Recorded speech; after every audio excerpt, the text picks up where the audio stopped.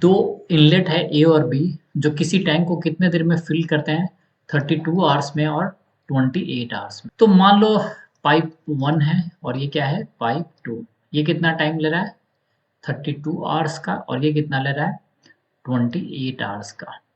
32 को आप लिख सकते हो 4 इंटू 8 और इसको लिख सकते हो आप 4 इंटू 7। तो मैं पूरे टैंक की कैपेसिटी को कितना मान लेता हूँ वो है 4 इंटू 8 इंटू 7 यूनिट। ये मैंने मान लिया। वैसा क्यों माना है इसलिए कि अगर ये 32 आवर्स में दैट इम्प्लाई 4 इंटू 2 आवर्स में फिल कर रहा है तो P1 की कैपेसिटी कितना हो जाएगी P1 की कैपेसिटी हो जाएगी 4 और 8 से इजिली डिवाइड हो जाएगा तो ये 7 यूनिट हो जाएगा।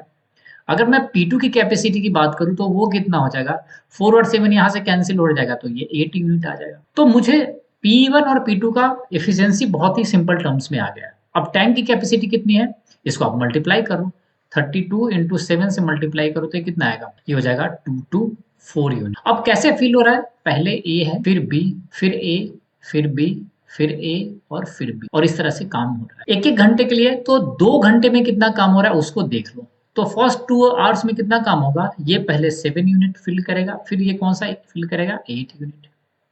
तो 2 घंटे में कंबाइंड कितना होगा इन दोनों का सम दैट इम्प्लाई 15 यूनिट का।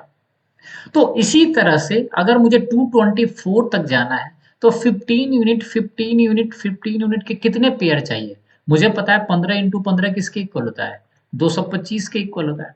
तो ऐसे कितने पेयर मुझे चाहिए होगा 2-2 घंटे 15 पेयर चाहिए होगा। तो टोटल टाइम कितना लगेगा 15 इंटू 2 दैट इम्प्लाई 30 आवर्स का। एज सिंपल एज दैट 15 15 ऐसे पेयर करेंगे तो 15 इंटू 15 यूनिट हो जाएगा तो ये कितना हो जाएगा 225 यूनिट।